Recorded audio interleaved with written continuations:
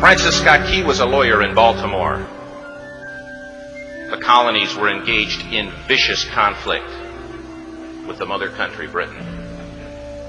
Because of this conflict and the protractedness of it, they had accumulated prisoners on both sides. The American colonies had prisoners and the British had prisoners. And the American government initiated a move. They went to the British and they said, let us negotiate for the release of these prisoners. They said, we want to send a man out to discuss this with you. They were holding the American prisoners in boats about 1,000 yards offshore. And they said, we want to send a man by the name of Francis Scott Key. He will come out and negotiate to see if we can make a mutual exchange. On the appointed day, in a rowboat, he went out to this boat and he negotiated with the British officials. And they reached a conclusion that men could be exchanged on a one-for-one basis. Francis Scott Key, jubilant with the fact that he'd been successful, went down below in the boats, and what he found was a cargo hold full of humanity, men. And he said, men, I've got news for you tonight. You're free. He said, tonight I have negotiated successfully your return to the colonies. He said, you'll be taken out of this boat, out of this filth, out of your chains. As he went back up on board to arrange for their passage to the shore, the admiral came and he said, we have a slight problem. He said, we will still honor our commitment to release these men, but it'll be merely academic after tonight. It won't matter. And Francis Scott Key said, what do you mean? He said, well, Mr. Key, he said, tonight we have laid an ultimatum upon the colonies. Your people will either capitulate and lay down the colors of that flag that you think so much of, or you see that fort right over there, Fort Henry? He said, we're going to remove it from the face of the earth. He said, how are you going to do that? He said, if you will, scan the horizon of the sea. And as he looked, he could see hundreds of little dots. And he said, that's the entire British war fleet. He said, all of the gunpowder, all of the armament is being called upon to demolish that fort. It will be here within striking distance in a matter of about 2.5 hours. He said, the war is over. These men would be free anyway. He said, you can't shell that fort. He said, that's a large fort. He said, it's full of women and children. He says, it's predominantly not a military fort. He said, don't worry about it. They said, we've left them a way out. And he said, what's that? He said, do you see that flag way up on the rampart?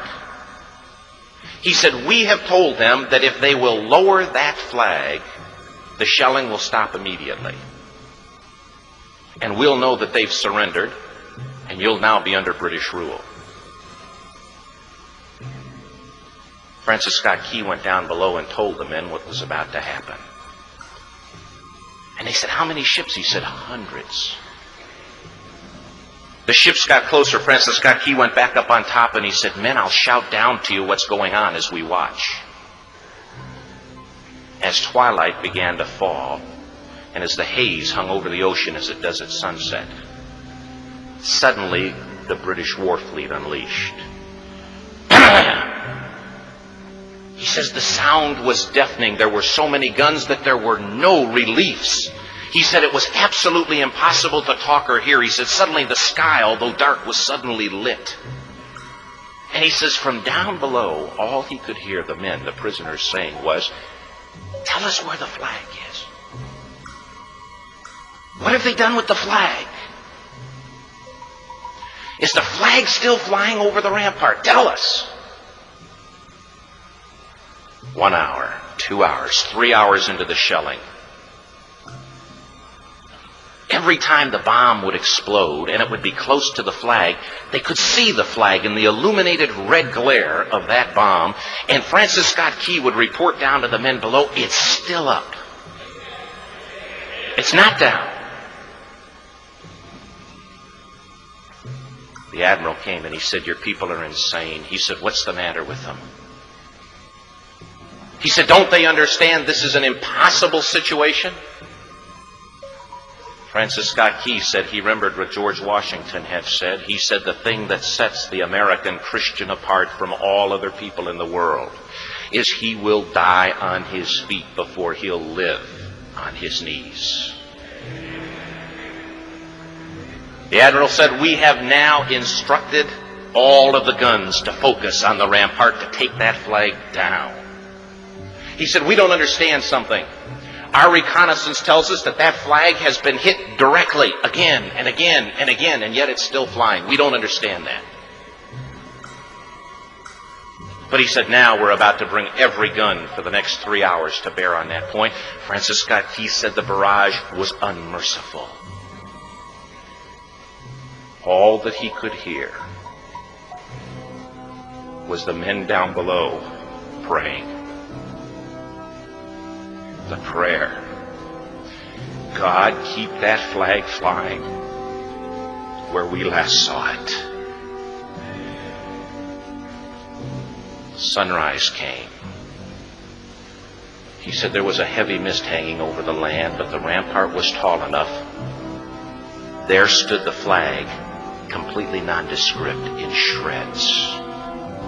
The flagpole itself was at a crazy angle, but the flag was still at the top. Francis Scott Key went aboard and immediately went into Fort Henry to see what had happened. And what he'd found had happened was that that flagpole and that flag had suffered repetitious direct hits. And when it had fallen, but men, fathers, who knew what it meant for that flag to be on the ground, although knowing that all of the British guns were trained on it, walked over and held it up humanly until they died. Their bodies were removed and others took their place. Francis Scott Key said what held that flagpole in place at that unusual angle were patriots' bodies. He penned the song, "Oh, say can you see by the dawn's early light what so proudly we hailed at the twilight's last gleaming? Or the rocket's red glare, the bombs bursting in air, gave proof through the night that the flag was still there. Oh, say, does that Star Spangled Banner yet fly and wave o'er the land of the free and the home of the brave?" The debt was demanded. The price, it was paid. Oh, say, can you see by the dawn's early light what so proudly we hailed at the twilight's last gleaming, whose broad stripes and bright stars through the perilous fight o'er the ramparts we watched were so gallantly streaming, and the rockets break clear, the bombs bursting in air gave proof through the night that our flag was still there. Oh, say, does that Star Spangled Banner yet wave o'er the land